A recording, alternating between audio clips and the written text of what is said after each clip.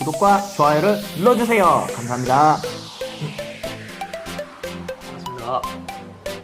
자, 오늘은 학부모님들께서 많은 문의를 해주시는 부분인데요. 오답 노트를 해야 하나요? 이런 부분입니다.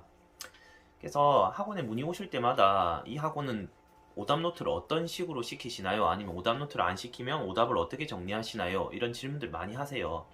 오답에 대해서 만약에 가장 어려운 최상위 문제가 등장을 했는데 이것을 설명을 해줬을 때 최상위권 학생들은 쌤 알겠어요 이렇게 하고 문제를 정리하거든요. 하고 나서 알겠어 이렇게 물어보면 걔들이 알겠다고 하는 것은 메타인지력이 상당히 우수한 학생들이기 때문에 진짜 학교 시험에서도 그대로 풀어내요. 놓치지 않고. 얘들이 안다는 건 진짜 학교 시험에 실전에서 풀어낼 수 있다는 의미거든요. 그런데 대부분의 그 이외의 학생들은, 최상위권을 제외한 그 이외의 학생들은 알겠어? 이렇게 하면 고개 끄덕끄덕해요. 그런데 그 뒤에 하는 말이 뭐냐면 선생님 알기는 알겠는데 혼자 풀면 뭘 풀 것 같아요. 이렇게 말해요. 되게 복잡한 문제에서 말이죠. 뭐 초등 수준의 아주 쉬운 문제가 아니고 중등에서도 심한해지는, 고등에서도 심한 문제 이런 걸 이렇게 풀어줬을 때 학생들이 대체적인 반응이 그래요. 저 이해는 되는데 선생님 진짜 깔끔하게 잘 풀어주셨는데 혼자 풀면 못 풀 것 같아요. 이렇게 말을 해요. 그러면 이 학생들은 실질적으로 진짜 그 문제가 시험에 어제 만약에 풀어준 문제가 그 다음날 시험에 나와도 못 풀어내요. 거의 100%못 풀어내요. 쌤 어제 찍어준 문제 그대로 나왔어요. 그래 풀었어? 이렇게 하면 틀렸어요. 이렇게 말을 하거든요. 아는 것과 모르는 것을 구별할 수 있는 게 메타인지력이거든요. 그것이 좀 부족하기 때문에 자기가 안다라고 그냥 일반적으로 엄마들이 물어봤을 때 너 오늘 수업한 거 다 알겠어? 이러면 다 안다 그래요. 근데 그 안다가 아니에요. 그러니까 이런 학생들은 특히 오답이 필요하거든요. 그러면 오답이 필요하다고 해서 오답 노트를 해야 될 것이냐? 그건 또 너무 형식에 치우쳐서 오답 노트 이렇게 해가지고 막 쓰고 엄마가 검사하고 하는 것 자체가 되게 스트레스 많이 받아요. 특히 초등들 내진 중등 과정 보면 저도 뭐 부모님께서 오답 노트 시키거나 이러진 않았어요. 대체적으로 수학 잘하시는 분들 다 그렇게 했을 거예요. 뭐 오답 노트를 엄마가 시켰다거나 강제로 시킨다거나 이러진 않았을 거예요. 근데 이런 오답 노트를 강제로 시키게 되면 어떤 부작용이 생기냐면 애가 뭐 그냥 해설지를 보고 막 답을 그냥 해설을 그냥 뺏겨 적어 온다든지 그냥 검사 맞기 위한 어떤 오답 노트밖에 안 될 수가 있어요. 그리고 그러다가 흐지부지 되거나 그래서 그런 경우는 하나만 하죠. 우리 수학이 더 싫어하게 되는 그런 계기가 될 뿐이에요. 그래서 너무 형식에 얽매여서 오답 노트라는 형식으로 이렇게 작성하라 이런 것들이 아니라 자 이제 본격적으로 오답 노트 내지는 이런 것들을 하는 것을 저희 학원 시스템에 맞춰서 한번 설명을 해드려 볼게요. 자 그러면 일단은 과제를 우리는 해옵니다. 과제를 해오면 그 자리에서 선생님이 다 채점을 하거든요. 저는 채점을 하면서 그 학생 얼굴을 떠올려요. 얘가 뭐 어디가 부족하구나 이렇게 떠올리면서 어디가 틀렸는지 다 기억하거든요. 그래서 일단 줘요. 주면 일단 바로 내주고 그 학생이 네가 지금 한번 고쳐봐. 이 자리에서 바로 고쳐봐 하거든요. 그게 오답의 1단계예요. 오답의 1단계를 학원에서 바로 고쳐야 돼요. 이런 건 뭐 대형 학원에서 막 스타 강사 와가지고 하는 이런 학원에서 못하겠죠.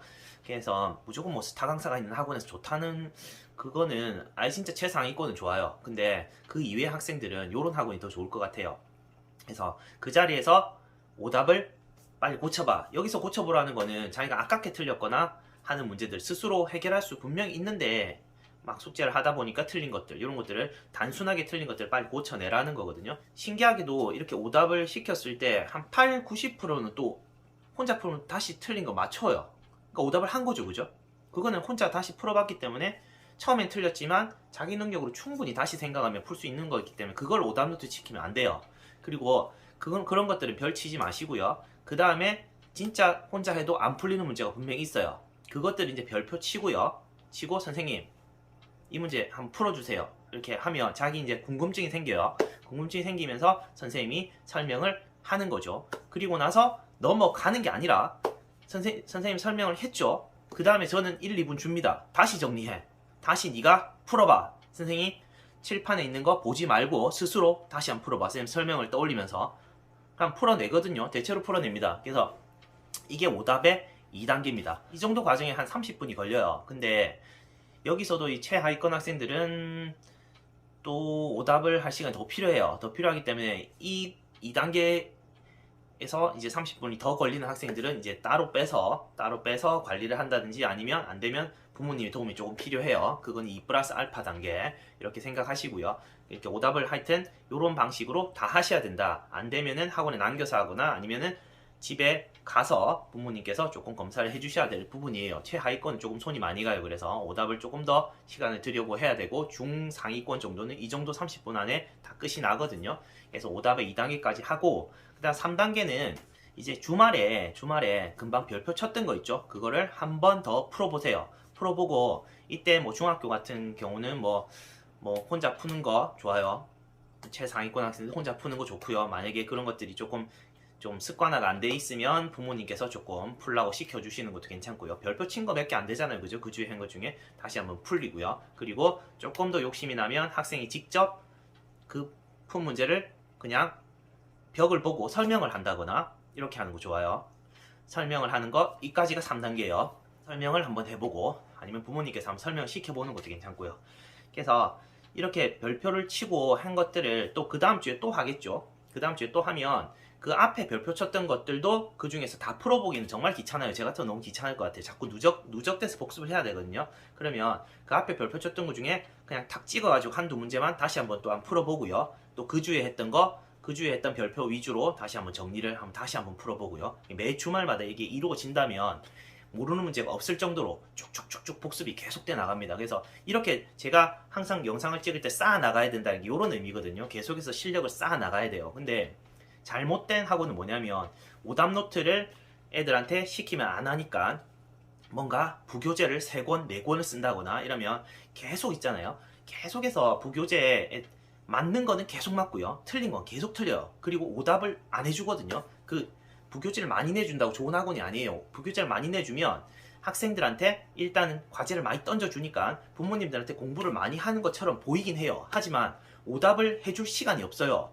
그 3-4권 다 틀린 걸 어떻게 오답을 다 해줘요. 그러니까 과제만 계속 나가고 오답 풀이는 전혀 하지 않는 이런 학원이 많다고 합니다. 그래서 저희 학원 같은 경우는 딱 주교재 하나랑 보조교재 하나만 일단 씁니다. 그래서 그거를 완벽하게 하고 나서 최상위권 학생 같은 경우는 주교재 하나랑 최상위 문제 내지 블랙라벨 이런 것들 또 하나만 갑니다. 하나만. 한 번에 서너 권을 투입할 수 있는 학생은 매우 제한적이에요. 그 학생들은 과학고를 가거나 특목고를 갈 수 있는 수준의 학생들이에요. 제가 딱 보면 알아요. 그래서 그런 학생들을 제외하고는 주교재, 부교재 한 권 가시되 그것들을 완벽하게 복습을 해낸다. 이 책을 내가 다 뜯어먹는다는 생각으로 이렇게 복습을 하시면 수학이 쭉쭉쭉쭉 발전합니다. 제가 보장을 드립니다. 네, 오늘 영상 여기까지 하겠습니다. 감사합니다.